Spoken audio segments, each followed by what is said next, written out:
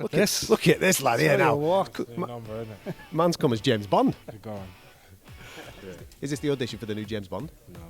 This is suited and booted, real business. No, I'll go there even if I'm not on a proper diet. No, I'll go there and I'll have a salad, and maybe I'll have a side of, some sweet corn or something. Yeah, like that. sweet corn. Do you enjoy your spar with Tyson? I enjoyed it until he hit me in the ribs, yeah. I know I didn't enjoy it so much, but no, it was good at the end of the day. You learn a lot every time you get in the ring with Tyson, and just a pleasure to have him there. Welcome to Unibet presents the Queensberry Rules. I'm Adam Catterall, Nick Peet alongside me. We're at BT Towers today for the official press conference. We're going to introduce you to a couple of people, obviously, that are on this fight before Christmas. Sensational card at the Copperbox at the weekend, which you can get on BT Sports. You're excited, not because the big boy's on there, obviously Daniel Dubois you're a big fan of, but because Sonny Edwards is on there. And I know that your dad's very, very jealous about that you haven't sorted him out a ticket for the weekend event because he's his favourite fighter. He will be absolutely fuming. We're kind of torn in our household, actually, because obviously Marcel Braithwaite, being a Scouse lad as well, we're kind of divided in the household, but it's a cracking card, isn't it? Uncle Frank absolutely delivers the week before Christmas. Who needs Santa Claus? Well, speaking of Santa Claus, come here, Mr. Dubois. Come on, son. I've just caught him out the corner of my eye. Now, step over that wire, Dan. Step over the wire. There you go. Now, what happened? Look obviously, at this fella. People will have seen this on our YouTube channel yesterday. We had a little bit of a sit-down at the Peacock, right? And we went out training. We were running around the Victoria Dock. It were all sweaty. It were all minging. You had the sweat gear on, right? Yeah. Look at this. Look at this lad here now. Number, innit? Man's come as James Bond. Go on. Is this the audition for the new James Bond? No, man. This is suited and booted, real business. I was going to ask you this, because does this help you psychologically just get into business mode? Yeah, definitely. This is once all the hard work's done, dress nice and we're ready to go, really. Ready to go. It's a mindset, as they say, and it kicks me into the zone. What do you make of this geezer? Because he's come, he's got a bit of a funky haircut, you know what I mean? I don't think I've seen him stop eating since he's got here, you know what I mean? Maybe he's trying to get to the same size as you, I don't know. Who knows? All knows I'm ready for a fight come Saturday. Regarding the press conference, because we've just been obviously speaking to Frank, and we've spoken to him on many occasions. He's talking big. He's talking big for 2020 and maybe the start of 2021. Off the back of this fight in particular, because this gets you a WBA ranking. You're ranked with everybody else. Yeah. People are starting to talk now about world title fights. Yeah, well, it's what I want. This is what I'm in the game for, and hearing them talk about it just excites me. Gets my blood boiling. I'm ready. I feel more itching to get to it, get on with it, and it's just to get this fight out of the way and look good doing it, and then next year there's big things. He needs to get the bragging rights back in his. I'm just going to say he needs a big finish, don't you, Daniel? Because obviously his sister's run away with all the plaudits this year. Will a big finish Saturday night surpass her achievements, you think? Not a chance. It's a start. Go on. End of year with a bang, that's what it's all about. 2020, obviously Frank's already talked about world title fights end of the year. How many fights you've had? 5 this year. How many would you like next year? Probably the same again, 5 or how many it takes. I don't think there's too many more left fighters that's just going to take the fight just like that unless there's a title on the line. So maybe 4 or 5, roughly, hopefully. Before you clear off, are you going home and sitting like that for the rest of the day? Are you getting changed? What are you doing? I'm just going to chill out, getting relaxed, and back to casual wear. Oh, clear off. Top man. Enjoy the rest of the week. There you go. I feel so underdressed right now. It's unbelievable. And undersized. Yeah. It's absolutely huge. My arm will be giving me a little bit of jip there. Listen, regarding his development this year. Yeah. Every single question that has been put in front of him, he has answered it, and he's answered it emphatically.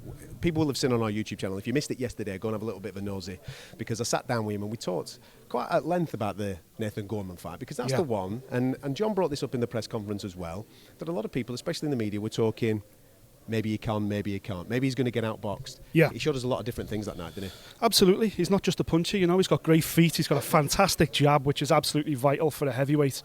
And I think that was the moment when he really broke through into the mainstream. I think that's one moment when everybody in the industry, never mind fans, but in the industry kind of went, wow, okay, this kid's a little bit special. He truly is the future of the heavyweight division. And we've all kind of twigged onto it now. And this is the great thing that Frank's an expert at, isn't he? He takes these young talents that necessarily haven't won Olympic gold medals, but he takes them, he nurtures them, he gets them the right fight at the right time. Think Ricky Hatton, think Joe Calzaghe, think Prince Nazim.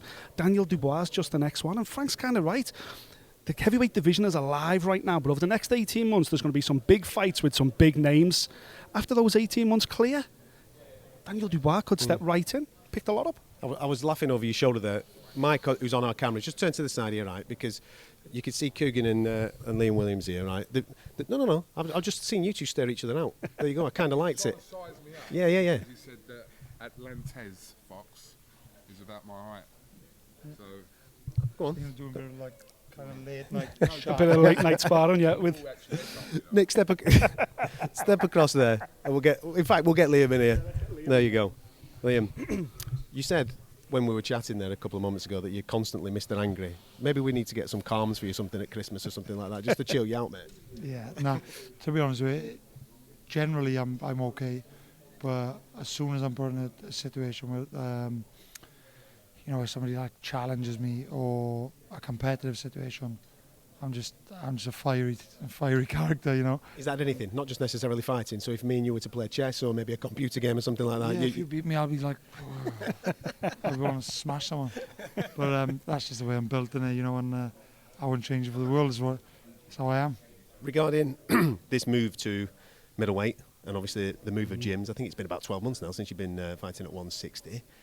We've said this on many occasions. You look so comfortable there. Yeah. Yeah, it's actually been a bit longer. It's been like a year and a half, if not maybe a little bit more now. So, as I've said in the past, I can still make light middle, but I suppose it does take that little edge off you, you know. But I'm in a good position right now. My opportunities are coming at 160, so leave them keep flowing in, you know, because I'm performing and everything seems to be falling into place. So I'm happy to stay here, at least for now, until, you know, I need to get my shot. I'm going to be world champion next year. You mentioned it there, Liam, that obviously Daniel's main events, you feel like you're the main event. I think most fights who are watching on Saturday realise that yourself, you're in the big fight, the one that everyone's really most interested in, the one that people are saying could be 50-50, 60-40 either way. How important is it you to make a Daniel Dubois style statement here to get that middleweight title shot in 2020? Yeah, and well, it doesn't matter to me because I believe as long as I win this fight, I should be put into a mandatory position. But from my point of view, I want to do that, of course. I believe I'm going to make a statement. I'm going to put him to sleep. 6'5". Big lad, isn't he? Oh, he's absolutely massive for the weight division. What did you call him? I think you can say it on this type of show. A rat. A skinny rat, yeah. But you know, that's just all. It's all chatting. It's all just making a bit of tension, or whatever. But you know, I respect him. He's okay. Decent boxer. Obviously, got his advantages over me in terms of size and reach. But listen, there's a saying, isn't there? You know, once everybody has a plan until they get punched in the face. So, and I believe it's going to be that case on Saturday once he gets it, and he feels my power. I just think he's gonna shit himself and go into a show. When you're fighting someone that big, there's a lot of real estate. You can see it all there, and obviously a lot of fight fans who know this stuff, they'll be watching this and they'll be going, he needs to get on the inside and he needs to work away. Is the body something that you've been working on in training? Probably a little, maybe a little bit more than usual, but I'm actually a good boxer at range, and I control distance very good from my point of view. And you know, I had a lot of sparring, and I really get out jabbed. You know, even with like 6'4", 6'5", whatever it is, I really get out jabbed. And you know, I'm a good judge of distance, so we'll see. But it's going to be entertaining. I think I'm gonna, you know, I'm gonna get him done early. I was just going to say, Liam, why do I get the feeling that you're going to pounce on this kid as soon as the first bell goes? You've got that look about you. You've got that kind of he's angry, energy that you're just going to explode on him as soon as we get going. Drafts with someone. Yeah, I'm just excited. You know, it's not so much because of the game plan or anything else. Just like, this is my time now. I fought Liam Smith in an interim world title fight and a final eliminator, and I fell at the last hurdle just before getting my shot. So. But I've come a long way since then. You know, I've gained experience. I'm in a lot better place. Just just in life and in myself, you know. So I'm definitely not going to fall at the last hurdle this time. I'm going to definitely get my shot, and I believe I'm going to become world champion next year. I saw you speaking recently on social media with Robbie Davis, who's thinking of, well, he's come away from the gym that he's been with for such a long period of time, and now he's looking for a new gym. And I saw that you made a comment on there. It's something very similar to what you did, you know, worked very well with Gary for a long period of time, and then made that change to Sheffield. And one of the things that you said in the press conference, which made my ears prick up a little bit, is that you're forced to not take it seriously, because you've always taken it seriously, but you can't cut corners anymore because you're in a place where there's not temptations as you would be back at home. Yeah, that's the thing, you know. Obviously, me and Gary got a very good relationship. We still get on very well, and I respect Gary, and you know, I know all his family and they're great people. But it's like that made it harder for me, you know, because I wanted to go, but I didn't want to break it to Gary because I knew he'd be upset. But you know, you have to be selfish when it comes to the crunch, and everybody else is irrelevant, really. As harsh as that sounds, it's one person in that ring. You were taking the knocks, you were putting all the hard work. So, but yeah, I think for me, I needed a new environment, and being away in Sheffield was a big thing for me, because even if I wanted to cut corners in Sheffield, I'm like, you know, I'm going to get up to no good today, but I'm like, where do I go to do it? Do you know what I mean? So, whereas That's no slight on Sheffield. There's lots to do. It just doesn't know what to do. Yeah, Doesn't know the area. Sheffield's all right. I'm sure I'll find out. But it's good because I'm away. This sounds quite bad, I don't know, but like before I'd train, I'd go home and pick my little girl up. That's things which you have to do as a parent, and like I love doing that. I would never change it. But You're switching off. I'd leave the gym, I'd go running around, this, that, the other, and now I wake up, I train, get back, eat breakfast, and I lie on the bed for 4 or 5 hours until I train again. Yeah. And by the time I train again, I'm firing, I'm busting to go.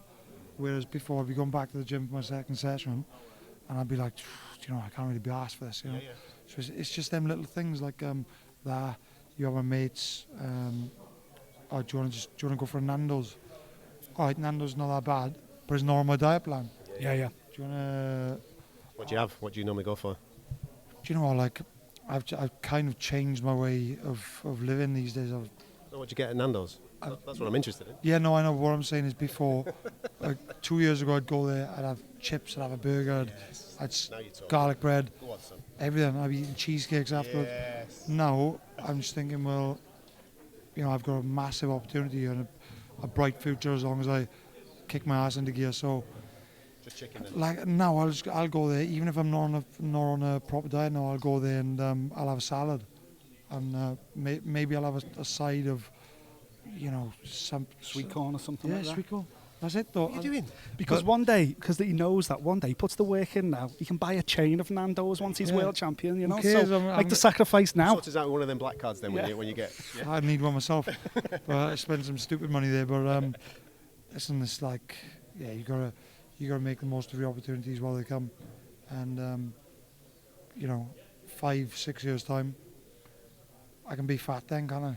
You can, mate. Listen, Absolutely. hopefully next year, Andrade here. What do you reckon? Can we get him over here for that title fight, or would you go over there? It'd be amazing if he could come here. It'd be unreal, but Imagine that in Cardiff. That'd be mega, wouldn't it? yeah, it'd be outstanding. Things you dream of in it, but listen, I'm one of these people who I couldn't care less. I'll fight in his back room.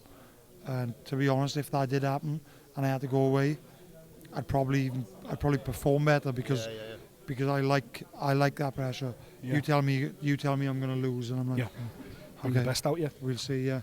So going back to when I fought Mark Efron in Manchester, they were all giving me a bit of crap, and people are shouting over the balcony, people are trying to spit, and I was like, yeah, all right. Let's have it. Short time. He's going to pay for this. Let's have it.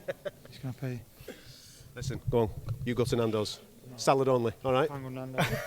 Maybe tomorrow. Maybe Friday. After weigh in. Thanks, Top Liam. man. Cheers. Cheers, Liam. Top man. Superb stuff. I'm excited for that fight. Mate, really Tell you excited. what, Really excited with his development most over the last year in particular. Yeah. Because for those that don't know it, he was at 154 for a long period of time. You might have seen that showdown that he had with Liam Smith, and there was cuts in there and whatever. Then they had the second rematch, and then he made the move. Yeah. He made the move of gyms, and he made the move of weight. he did it all at the same time, so you can't kind of say it's down to this one particular thing as to. Of course. But everything seems to have come together. Yeah. And he looks so comfortable at 160. He always had the ability, he always had the dedication, he always had the physical attributes required. But it's funny how it took a move up in weight. And then, as he said then, to switch over to Sheffield, just getting away from the distractions, it's making that sacrifice. A lot of fighters do it, brings out the best of them. And making that sacrifice, you're living like a monk, sacrificing time with your family, it just puts your mind in the right place to push on to the next level. And I truly believe we're seeing that with Liam Williams. Look who's here. Come on. We'll move out the way. Get round here, lad. Come on, sunshine. Back in the game. Here he is. Look at the smile on this lad. No, I'm feeling completely underdressed once again. I know. We just had Daniel Dubois looking like James Bond. You're looking like a James Bond bad guy, you know what I mean? Well, it's only fitting, isn't it? Movie stars here, movie stars.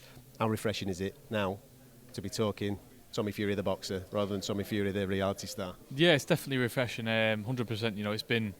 It's been a long summer, I'll put it that way. But Looked like you're having a whale of a time. I was having a whale of a time in that sunbed for 2 months. Of course I was, 100%. Blowed up to about 15 stone in weight. I was eating whatever I wanted. It was time of my life. And now I'm back to dieting and stripping off the weight. Lovely. But no, it's good. We're here today, and I'm just happy to be back boxing now for sure. One thing that we're interested in at the weekend, obviously the performance, but also the demographic of fans, because we said when you made the choice to go in, I thought it was a stroke of genius. Young lad, 19 years of age when you went in. Yeah. In order to boost that profile and then hopefully bring a new fan base at the weekend. That must be quite exciting as well, to see the amount of people that are going to turn out. Yeah, for sure. It's definitely exciting times at the end of the day. There's a lot that's happened since my last fight. But yeah, I just can't wait to get in there Saturday night. More than anything, just put on a good performance to show everybody that I'm not just this reality TV guy who's just come over to boxing to earn a few bit. I've been doing this my whole entire life. And I want people to remember that. And Saturday night, I'm going to put on my best performance yet, because I've got a big statement to make. Not for anybody else, but to myself. You still got big celebrity commitments, Tommy, obviously, in the aftermath of the summer. Was that commitment and other things that you've going on outside of boxing, was that part of the reason that you split with Ricky and you're now being trained again by your dad? Yeah, definitely. A lot of obligations on my, reality TV side. Just got done filming a TV show. That's on air. Yeah, it's just been a crazy few months. And obviously when I get out there, life's not quite the same. So schedules didn't really match up, but me and Ricky still best of friends. And that's all it was, to be honest. But yeah, me and my dad's been training, whenever we can. Every time we train has been a different time. We haven't got a schedule. And that's the only reason why that didn't work. We hear so much about Lomachenko, best boxer on the planet, pound for pound right now. It's all down to his dancing. He was put into a traditional Ukrainian dancing for years. Does this mean that we're going to see an all-new Tommy Fury footwork because of the dancing you've been doing? I mean, my footwork's going to be better, but not for anything that a dancing's taught me, I'll tell you that. The dancing is not quite what I thought. I mean, I won't be doing any locks or twists and twirls in the ring. But yeah, you're going to see a lot more sharper, yeah. He's got the styles, because you were in obviously Love Island with your pal there who knows a little bit of a foxtrot too. You know what I mean? Oh, it does, yeah, definitely. Curtis, good old is Curtis. he coming out at the weekend, Curtis? I think he's doing. What's he doing now? He's doing a panto. So he's doing a panto. So he's got a lot of training going on for that. But I'm sure he'll meet me up afterwards for a drink or something. I just think he gets done at around 9, 10. And he's going to come straight over. But yeah, Curtis taught me a lot in the dancing. Curtis is a funny man. But I'll tell you what, a hell of a dancer though, because he's a big lad too. He's about 6'3" and about 16 stone. And he moves like God knows what. I've never seen it before. Please tell me he's a pantomime dame or something like that. I'm not going to elaborate because I'm not sure. I don't even know what panto is. But I know he's going to do it and he's going to smash it for sure. You must have turned down a panto or two then this winter to get back to boxing. I mean, yeah, there's a lot of things that's come my way, especially after Love Island. What's the maddest thing that you've been offered that you've turned down? Honestly, I couldn't tell you. Honestly, there's been that many, because on my Instagram I've got this email from my management team, and they get all the emails in there of jobs that come in. And honestly, most of the time it's just honestly crazy work. But I was doing all these PAs. I cancelled, I think, 100 PAs I had. It's good money, but I cancelled 100 of them to literally come back, do me training, and just focus on boxing. Because at the end of the day, you can run around doing all these things that you want to do and this and that, but you've got to do it makes you happy, and boxing makes me happy. Running around in a nightclub till all hours doesn't make me happy, and it's not smart. That's the key thing, and I think that's the key message that we want to, obviously, off the back of this conversation, because people will look at this and go, he doesn't need a box now. He doesn't need to do it. Yeah. This is a genuine passion. This is a genuine love as to why you're here, and obviously on this card at the weekend. Yeah, it is crazy. Honestly, I don't need to box, but yet I'm here, and I'm in the fighting business. I mean, I must be crazy, 100%, but You know, it's a passion of mine. It's something that I've always done. It's always something I want to keep doing. Yeah, and everyone can see now I'm not just doing this for money or whatever like that. I'm doing this because I purely want to do it and I love it. And everyone's going to see that Saturday night. Did you enjoy your spar with Tyson? I enjoyed it until he hit me in the ribs, yeah. And I didn't enjoy it so much. But no, it was good at the end of the day. You know, you learn a lot every time you get in the ring with Tyson, and just a pleasure to have him there. Regarding your friends and the missus, Yeah. because you've obviously got together when you were on the TV show. She knew you were a boxer, but she hasn't seen you box. She hasn't seen you go through Nope. camp. She hasn't seen you cut weight. How's she? Is she enjoying this period of time, or is she staying away? Is she staying away from the fighter? Nope, she's with me. She's in the fight hotel now. But at the end of the day, you know, it's nice. You know, a happy fighter is a good fighter, and I'm happy with all my team around me, all my friends around me. And Molly, you know, she's still supportive. She doesn't ramp on. She didn't give me any grief or nothing like that. She cooks me meals, everything. I honestly couldn't ask any more of her. She's a gem, she really is. I'm just excited to show her what I can do Saturday night. It's just going to be so mad because everyone's of these Love Island fans, you know, my fans, the supporters, they've all seen me in Love Island, but they're going to see this other side of Tommy now. Not the so nice guy, not the typical, you know, out there, whatever. They're going to see down to business Tommy Fury fighting When the style. switch goes, he's a different guy. Different guy. What about the walkout music? Oh, come on, mate. Come on, it's got to be the walkout music. You've got to do it. You've got to do Trust it. me, I'm not going to say anything about what it is, but this walkout... I've got a text. Is that what it is? Oh, no, it's not a text, no. But this walkout music, it's going to get everyone going, I'll just say that. Special, yeah. It's probably the best one I've had yet. Listen, enjoy the rest of the fight week, Thank mate. you very much. Pleasure speaking to you, buddy. Thank See you, Take care, go on. We'll let you get on. We'll let you get on. Mind the shot there. Wait, look at this geezer here. He's right in the middle of the shot and everything. There we go. Tommy Fury back, obviously in business this weekend at the Copperbox. And you could just tell there, right? We kind of put that question to him. He doesn't need to do this. No. He's got a ridiculous amount of commercial obligations. He could quite comfortably go and star in a TV show. Handsome lad that he is. He could probably have his own reality TV show, do our jobs, you know what I mean, hosting various programmes. But there's a real passion there. He really wants to be here and he really wants to do it. Would Tyson allow him to do that, though? Go and be a celebrity when Tyson's Hang on a got minute. Tyson's in the blooming wrestling, pal. You know what I mean? heavyweight champion of the world. Tyson's Come on. talking about doing MMA. Ultimate Fury family bragging rights. Listen, I'm telling you He now. wants to make his own path, and you've got to respect that about him. As you say, he could earn a fortune elsewhere, and he's turning down more lucrative opportunities than what he'll get paid to fight here on Saturday night. But he's a fighter. At the end of the day, he's a Fury, isn't he? So what do you expect? And you know, I'm glad that he's getting back in the ring. The opponent doesn't matter on Saturday night. It's about Tommy getting back, doing what he loves, getting back in the boxing ring. And he hinted at it then, let's be honest. Yeah. He's probably 50% boxer, 50% celebrity still. At this moment. Yeah, exactly. And it's all about transitioning back then to being a full-time boxer, back end of 2020. And then we'll see him really push on. He's only 2 fights into his career, so it's early days. I'll tell you what I do like. Obviously his dad's involved, John's involved, and he was here today, but he stays out the way of the cameras a little bit. We might be able to get him at the weigh-in or something like that. And what I do like is that I've seen a little bit of tape, a little bit of video where the cameras are on, everybody wants a piece of Tommy, and John's like, oh, hang on a minute. Yeah, Switch on. absolutely. Stop. This is not Love Island anymore. Yes, This is the real deal. sunshine. You know what I mean? Of course. Proper person to be around if you're going to make a real dent in this game. Absolutely. You know, he's going to keep his feet on the ground, isn't he? Because he's forgotten more about boxing than most, and that's the beauty of John Fury. He was a pro boxer himself. He did it the hard way, and his experiences of what really set Tyson and hopefully now Tommy on the road to success. So, you know, he couldn't have a better person in his corner, really backing him up. And as he said then, disappointing that he had to walk away from Ricky Hatton, but you know, he's got to put himself first, like all boxers do. Like Liam Williams explained to us earlier, great friends with Gary Lockett. They've got to put themselves first. The career's so short, they've got to maximise the revenue. That's what Tommy's doing. That's hopefully what Liam does on Saturday night. And of course, the big man, Daniel Dubois. This is his ultimate way to sign off the year, isn't it? It's a stacked undercard. As we've mentioned, you've just heard from Daniel looking like James Bond. We spoke to Tommy Fury, of course, and we did have a little bit of a chinwag with Liam Williams. We tried to get hold of Sonny, but I don't think he likes us. He's. I think it's because he's fighting a Scouser. I think he's that what it being is? a bit. He thinks that we're going to take this. I think so. Oh, right, I think we've jumped corners. Well, I'll tell you what we'll do. We'll try and get hold of Sonny Edwards for you at the weigh-in on Friday. We've got a little bit of a special show coming for you tomorrow. We're hopefully going to have a little bit of sit down with Frank, because there's other stuff that I've no doubt that you want to know about, stuff from Tyson and a couple of other plans for the likes of Carl Frampton. Maybe next year we're hearing strong rumours that it might be Windsor Park. Fingers crossed. Come on, baby, that'll be sensational, wouldn't it? So we'll speak to Frank tomorrow, so that'll be up on the YouTube channel.